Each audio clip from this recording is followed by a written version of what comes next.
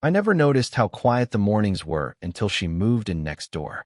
The kind of quiet that makes you aware of your own breathing, your own heartbeat, the hum of a life waiting for something to happen. I first saw her outside the old repair shop I work at, right across from her building. She was standing by her car, coat half off, holding a grocery bag that had split open on the pavement, apples rolling toward the gutter.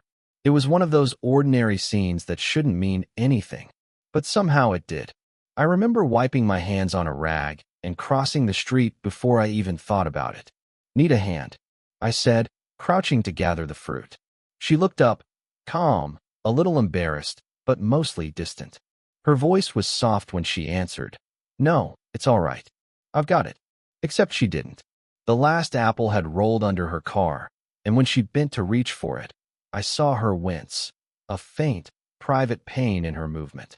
So I knelt down, reached under, and held it out to her. Her fingers brushed mine, a small, meaningless thing, but I felt it in my chest like a held note that didn't fade right away. She smiled then, the polite kind, but it faltered just enough to feel real. "Thank you. You're the one from the shop, aren't you?" I nodded. "Eli. Clara," she said, tucking a strand of hair behind her ear. "I keep meaning to stop by. My car makes a sound when it rains. Maybe you could take a look sometime." She said it casually, but her tone wasn't. There was something measured about the way she spoke, like someone who's used to being listened to carefully. And I did. Too carefully, maybe. After that, she became part of my days without ever really being in them. I'd see her from the workshop window, carrying flowers upstairs, standing on her balcony reading, sometimes just staring out, motionless, as if she'd forgotten what she was looking at. I told myself it was nothing, just curiosity, but it wasn't. It was the way she'd pause before unlocking her door, the way her shoulders always seemed to be half-braced, like she was holding back a story.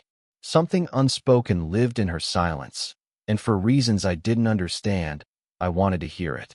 One afternoon, rain started while I was closing up the shop, the kind that makes the whole street blur into gray. I was locking the gate when I saw her again, standing under her awning, no umbrella, just watching the rain fall. I hesitated. Then I walked over, holding mine out. "You'll get soaked," I said. She turned, a flicker of surprise crossing her face. "You shouldn't. You'll get wet too." I shrugged. "I'm already halfway there." For a second, she didn't move. Then she stepped closer, close enough that I could smell something faint, cedar and rain. She took the umbrella from my hand, but her fingers stayed there, a second too long. And then, just as quick, she was gone. Up the stairs, through her door. I stood there, dripping under the awning, staring at the umbrella she'd taken. The streetlight flickered once, then steadied. Somewhere upstairs, a window closed, and I told myself it didn't matter, that it was just a neighbor being polite. But later that night, I caught myself looking at the empty space under the awning, remembering the way her fingers had felt, light, hesitant, but deliberate. It was nothing. It had to be nothing.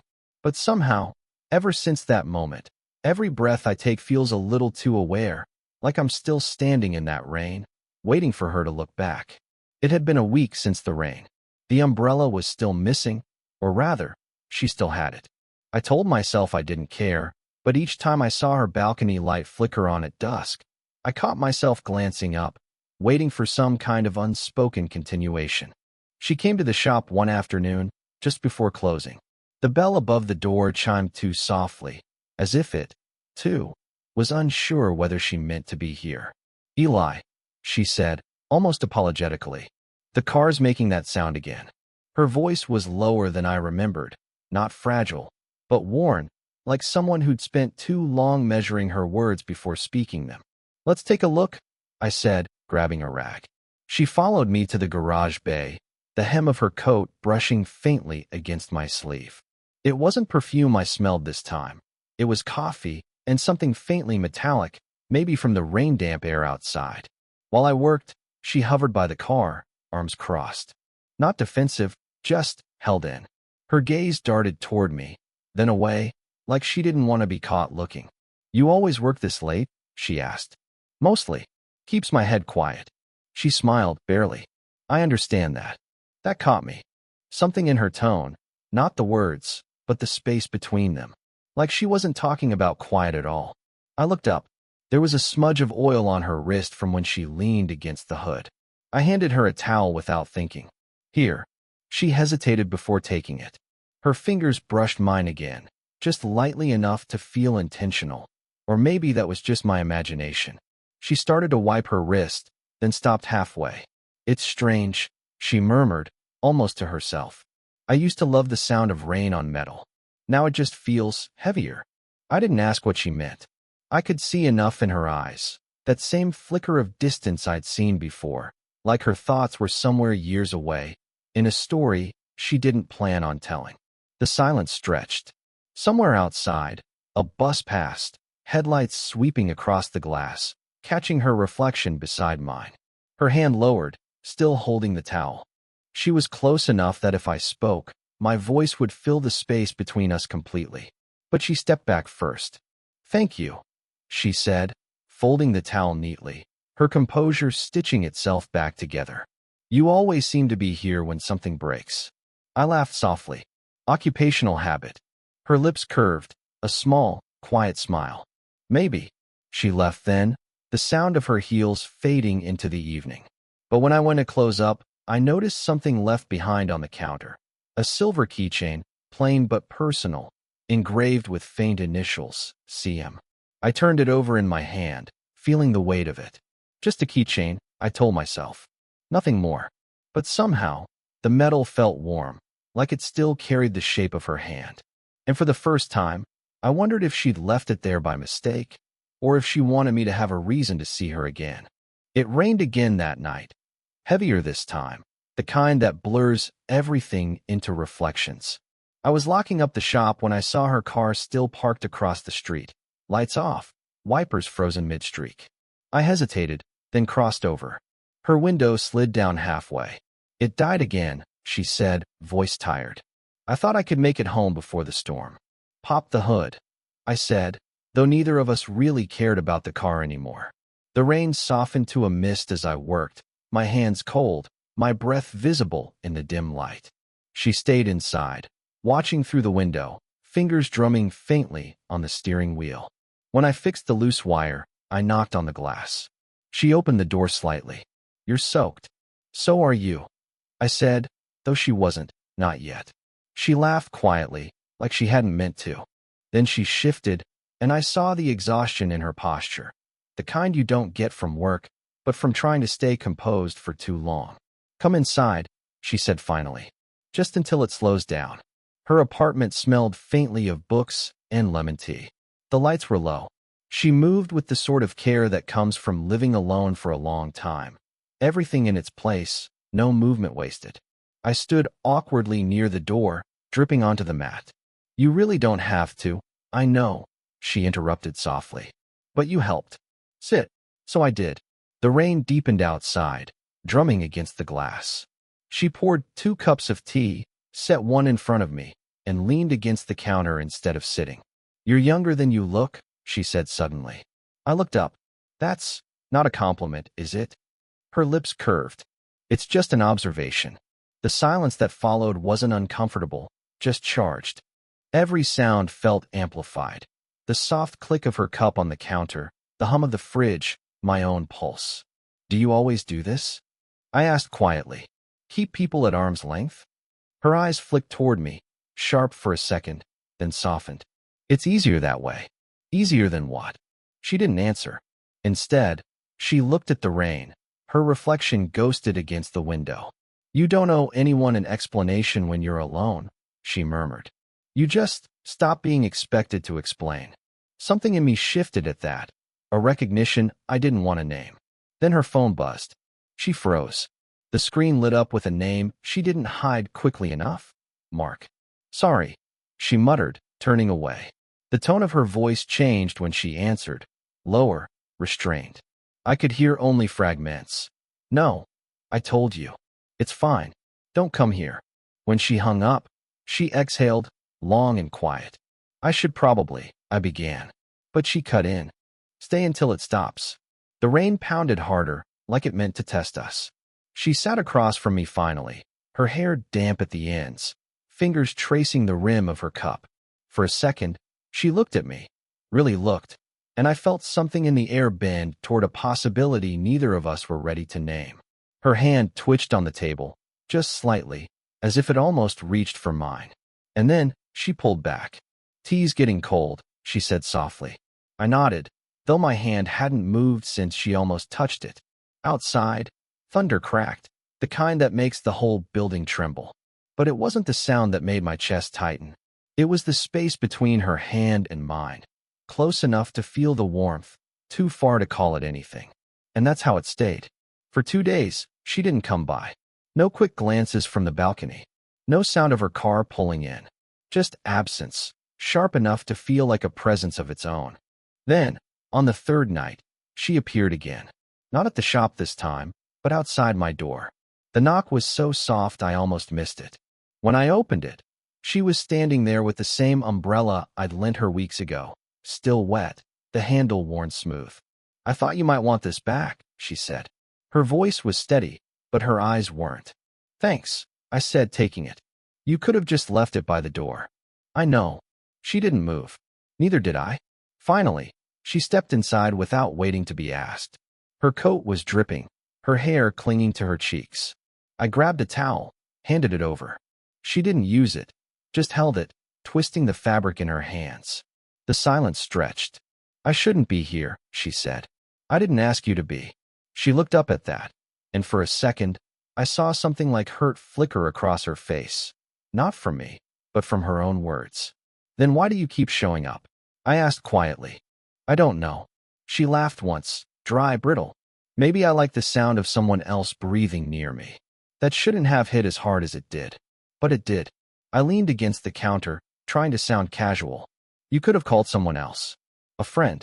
"I don't have many," she said, barely above a whisper. "And the ones I do, don't ask how I am anymore. They assume." Something in the room shifted then. Not closer, not further, just heavier. Like the air had started listening. She finally sat, across from me, same as before. The towel still clenched in her hands. "I keep thinking about that night," she said. "When you asked if I keep people away. You were right. I do." "Why?" Her eyes lifted to mine, steady but breaking somewhere deep inside. "Because people leave anyway. And I got tired of making it easy for them." Neither of us spoke for a long time. The sound of rain was distant now, just a memory against the window.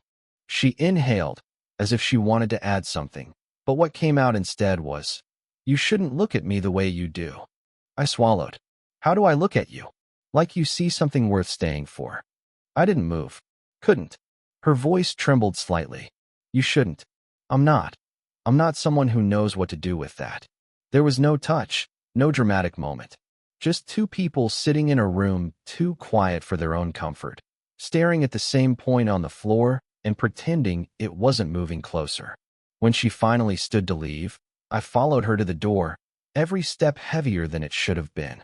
She turned halfway, met my eyes, and said the kind of line that doesn't echo, it sinks. "Whatever this is," she whispered, "it can't survive daylight." Then she walked out, leaving the towel on the table, damp from her hands, not the rain. A week passed before I saw her again. I tried not to keep count, but every night the empty light in her window made it harder to pretend I wasn't waiting. Then, one evening, the bell above the shop door chimed, and there she was. Different this time. Not polished, not distant. Just tired. She held a small box in her hands. "Can I leave this with you?" she asked.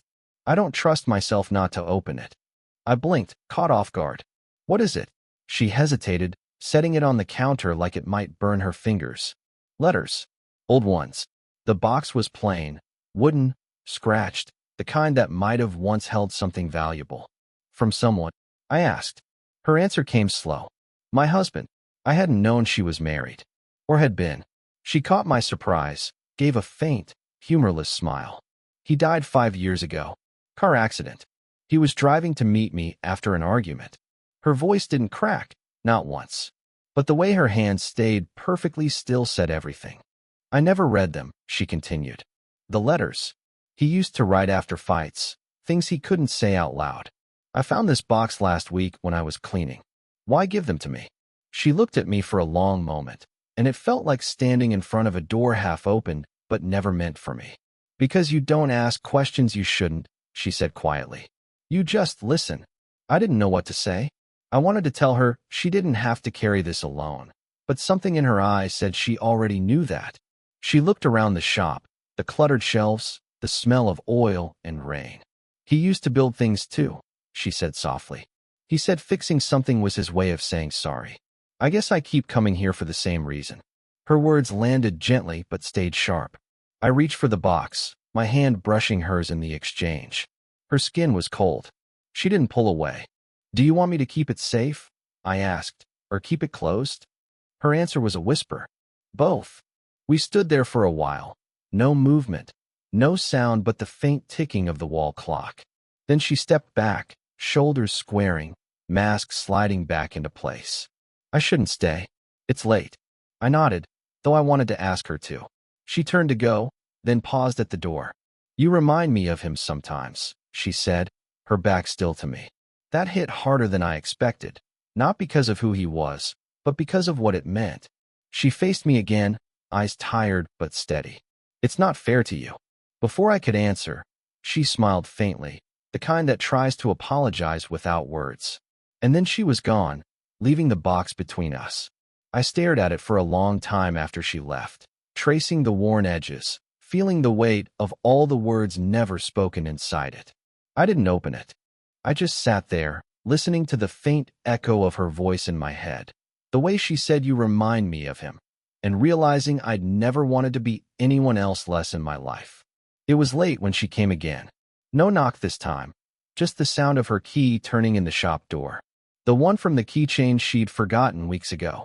I was at the back, fixing a carburetor I didn't care about, when I heard her footsteps cross the concrete floor. Slow, measured, like someone walking towards something they'd already decided on. I didn't think you'd still be here, she said. I didn't think you'd come back. I wasn't going to.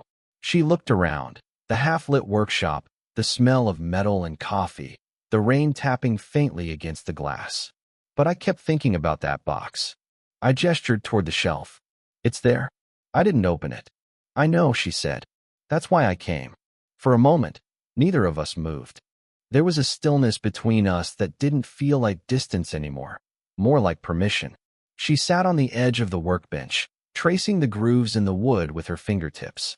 I read the letters, she said finally. All of them. I waited.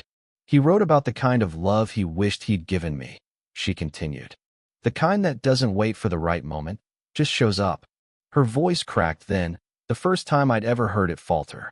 And I realized I've spent years trying to not feel anything at all, because feeling meant remembering. I stepped closer, slow enough that she could stop me if she wanted. She didn't. I don't want to take his place, I said quietly. I know, she interrupted. That's why you already have one. The words hung there, fragile and final. Not an invitation, an acknowledgement. Her eyes found mine, not searching, not asking, just seeing. The kind of look that doesn't need to be returned to be understood. We stayed like that for what felt like forever, breathing the same air, saying nothing, breaking years of practice distance just by not pretending anymore. When she finally reached out, it wasn't dramatic. Her hand rested on my wrist, barely a touch, but it anchored everything. The unspoken, the undone, the almost that had filled every silence between us. Her thumb brushed against a streak of grease on my skin. She smiled faintly. You're always fixing things. Not this time, I said. Some things don't need fixing. She let out a soft breath, maybe a laugh, maybe a release. Then she leaned forward just enough for her forehead to rest against mine. Not a kiss, just quiet contact. The simplest kind of closeness, the kind that asks nothing but to be real for a second longer. Outside, the rain started again. Gentle this time, like a memory learning to soften. When she finally pulled back, she didn't say goodbye. She just looked at me, eyes steadier than I'd ever seen them, and said, You can keep the box. Then she walked out into the rain, no umbrella, no hesitation. And I didn't follow her, not because I didn't want to, but because for the first time, it didn't feel like she was leaving. It felt like she'd finally stopped running. It's been 6 months since that night. The box still sits on the same shelf in the shop, untouched, gathering dust beside a jar of bolts I'll never use. I tell myself I'll move it one day, but maybe it belongs there, like something that doesn't need to be opened to have meaning. She still lives across the street. I still catch glimpses of her balcony light when I'm locking up, though now it doesn't make my chest tighten. It just makes me smile, a quiet, knowing kind of smile. We don't see each other every day. Sometimes it's a week, sometimes two. But when we do, there's no hesitation anymore. No need for explanation. She'll stop by for coffee, bring old records she found at the thrift store, or leave flowers in an empty oil can by the door. And sometimes, we don't talk at all. We just share the same air, the same quiet, the same unspoken gratitude for what almost broke and somehow didn't. People like to say that love begins with something sudden, a spark, a look, a rush. But with her, it wasn't like that. It was slow, careful, honest in the way tired people are honest, because there's no energy left for pretending. She once told me she used to think love had to fix something, that it had to make you whole again.